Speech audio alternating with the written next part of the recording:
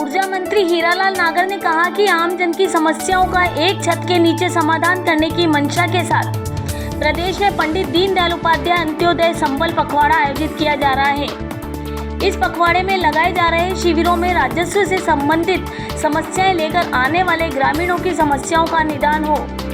अधिकारी रास्ता खोलने, आपसी सहमति से भूमि विभाजन, नामांतरकरण, शुद्धिकरण सहित राजस्व से जुड़े अन्य प्रकरणों की विशेष मॉनिटरिंग करें ताकि लोगों को राहत मिल सके। ऊर्जा मंत्री शुक्रवार को कलेक्ट्रेट सभागार में आयोजित समीक्षा बैठक के दौरान पंडित दीनदयाल उपाध्याय अंत्योदय संबल पखवाड़े की समीक्षा कर रहे थे। उन्होंने कहा कि शिविरों में अधिकतर प्रकरण रास्ता खोलने से जुड़े हैं, अतः उपखंड अधिकारी इस समस्या के समाधान पर विशेष ध्यान दें। उन्होंने जिला कलेक्टर एवं अतिरिक्त जिला कलेक्टर प्रशासन के स्तर पर इसकी मॉनिटरिंग करने के निर्देश दिए। साथ ही बैठक में बताया गया कि शिविरों में अब तक 1234 मृदा स्वास्थ्य कार्ड वितरित किए गए हैं। वहीं नागर ने 7 जुलाई को सांगोद में प्रस्तावित मुख्यमंत्री भजनलाल शर्मा की यात्रा की तैयारियों की भी समीक्षा की। साथ ही सांगोद में सुपोषित मां अभियान के शुभारंभ की जानकारी दी। उन्होंने बताया कि इस अभियान के तहत 50 किलो से कम वजन वाली गर्भवती महिलाओं को संतुलित आहार उपलब्ध कराया जाता है ताकि जच्चा बच्चा दोनों स्वस्थ रहें। इस दौरान बिजली के बिल को लेकर कहा, चाहे मंत्री, विधायक, सांसद या कोई भी अधिकारी क्यों न हो, जनता इनका अनुसरण करती है। अगर बिल नहीं भरा तो बिजली काट दी जाएगी।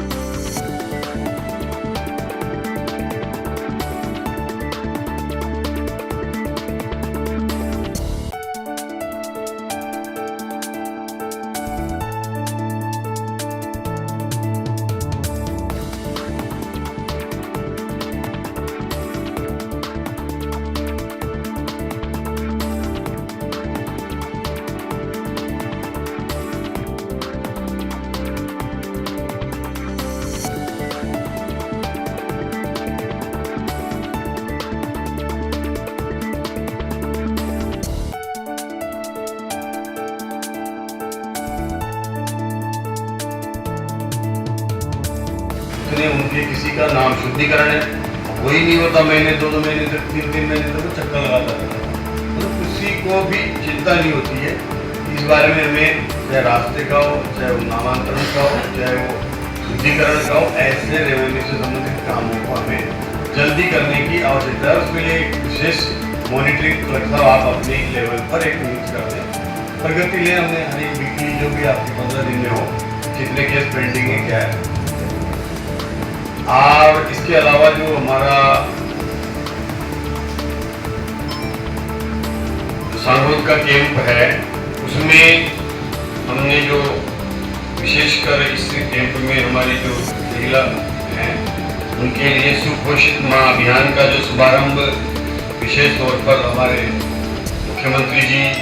और हमारे लोकसभा अध्यक्ष ओम जी बिरला साहब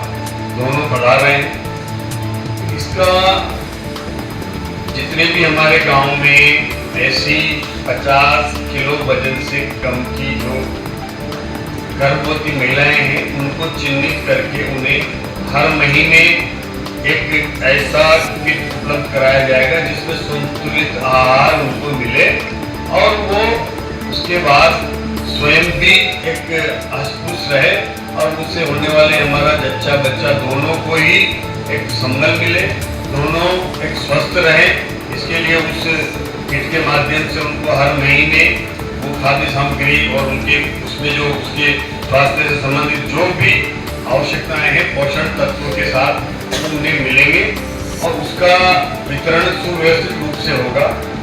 अभी लगभग हमारी 1200 से 1500 महिलाओं का चिन्हितीकरण हो गया है, जिनकी लिस्ट बन गई है, उनके कार्ड बन गए हैं, उन्हें उसमें लेकर के और आना है। सभी आप जनप्रतिनिधियाँ हैं, सरपंच हैं, सब हमारे इससे संबंधित विभागों से संबंधित सभी लोग हैं, आंगनबाड़ी के हमारे कार्यकर्ताओं को सबको ही हमें व्यवस्थित करके और उनको लाने के बारे में व्यवस्थाएं लेनी है। इसके साथ साथ हमें ये जागरूकता लानी है कि महिलाओं में इसके प्रति अवेयरनेस हो। तो लगभग हमारे अधिकतर उसमें रहनी है, उनके लाने की व्यवस्था रहेगी, उनके साधन की व्यवस्था रहेगी, वो महिलाएं यहाँ आए और इस सुपोषित माँ अभियान की रूप में उपस्थित होकर के इसकी भागीदार बनेगी, तो उनमें भी एक अवेयरनेस आएगी। उसके प्रति एक मुख्यमंत्री जी खुद इसको इतना महत्वपूर्ण कार्यक्रम समझ करके और इसका शुभारंभ कर रहे हैं। हमारे लोकसभा अध्यक्ष ओम जी बिरला काफ़ी समय से इसको प्रकल्प को हमारा चला रहे हैं और उनके ही से प्रेरणा लेकर के इस कार्यक्रम को हमने यहाँ सांगोद विधानसभा में शुरू किया है। तो आप सभी बंधु, जितनी हमारी ग्राम पंचायतें हैं, लगभग एवरेज एक ग्राम पंचायत में 3 से 4 बसें उपलब्ध रहेंगी। को लेकर चर्चा हुई कि पूरे राजस्थान में जन समस्याओं के समाधान के लिए दीनदयाल उपाध्याय अंत्योदय शिविर के माध्यम से हमारी भजन लाल जी की सरकार ने, मुख्यमंत्री जी ने जो ये कैंप आयोजित किए हैं और उन कैंपों की एक समीक्षा करके उनकी रिपोर्ट आज हमने समीक्षा की है कि कोटा जिले में होने वाले कैंपों में जिस तरह से जो समस्याएं आई है उनका पूरी तरह से समाधान हो, उनको वहाँ आने वाले जो हमारे जितने भी समस्या में लेकर के आने वाले हमारे जो किसान हों, चाहे वो आम उपभोक्ता हों, उनको कैसे समस्या से निजात मिले, इसके लिए मैंने अधिकारियों को निर्देश दिए गए कि कैंप में आने वाले हर व्यक्ति का अंतिम जो भी उसका पड़ाव हो वहाँ पर उसका समाधान होना चाहिए। और उसका एक बाद में भी हम समीक्षा करेंगे कि कैंप में आने के बाद उनकी समाधान के बाद में उसके क्या रिजल्ट रहे, उनकी सबकी समीक्षा करके और निरंतर इसकी समीक्षा की जाएगी। इसलिए आज ये कैंपों की समीक्षा भी थी और आने वाले 7 तारीख को हमारे मुख्यमंत्री जी सांगोद में दीनदयाल उपाध्याय कैंप में अपना जो वहाँ आकर के और उसका शुभारंभ करेंगे, उसका अवलोकन करेंगे और उसके साथ साथ मुख्यमंत्री जी वहाँ पर हमारी जो सुपोषित माँ अभियान का एक आगाज भी करेंगे कि सांगोद विधानसभा में जितनी भी हमारी ऐसी 50 किलो से कम वजन वाली जो महिलाएं हैं, गर्भवती महिलाएं हैं, उनको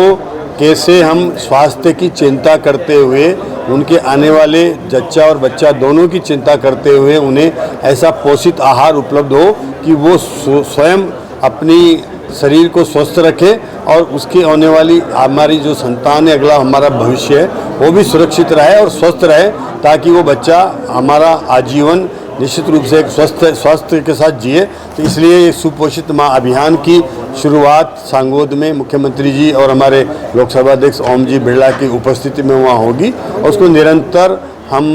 लगभग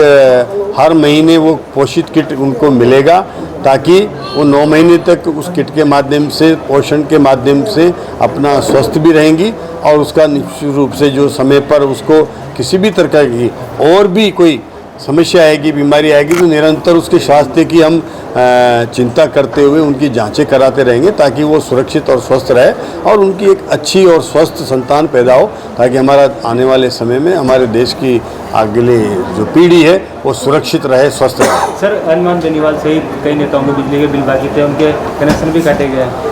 देखिए, ये कोई विषय नहीं है कि किसके बिजली का बिल काटा गया, सामान्य प्रक्रिया है हमारे यहाँ। जब भी किसी का बिल ज़्यादा हो जाता है, एक सामान्य प्रक्रिया है।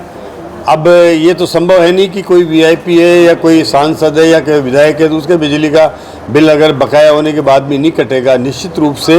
सब समान है और ये बिजली जिसका हम उपभोग कर रहे हैं, ये हमारी जिम्मेदारी है कि बिजली का बिल हमें समय पर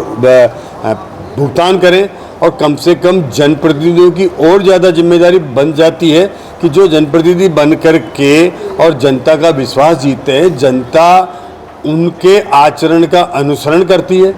इसलिए जनप्रतिनिधियों को चाहिए कि वो ऐसा आचरण करे कि जनता उनकी अच्छे आचरणों की अनुसरण करे और इस तरह की बुरी आदतें किसी जनप्रतिनिधि में है तो उसको निश्चित रूप से इन चीज़ों पर लगाम लगनी चाहिए। हमारी सरकार निरंतर मैं कोई नागौर में कनेक्शन कटा ऐसा नहीं, मैं अभी पूरे ज़िलों में होकर के आया हूँ। मैंने हर जगह कहा है कि जहाँ जहाँ भी बकाया बिल हों, चाहे वो अवैध रूप से बिजली ले रहे हों, उन सब पर लगाम लगनी चाहिए, क्योंकि हमारे प्रदेश का वो व्यक्ति जो ईमानदारी से बिल दे रहा है और एक व्यक्ति वो है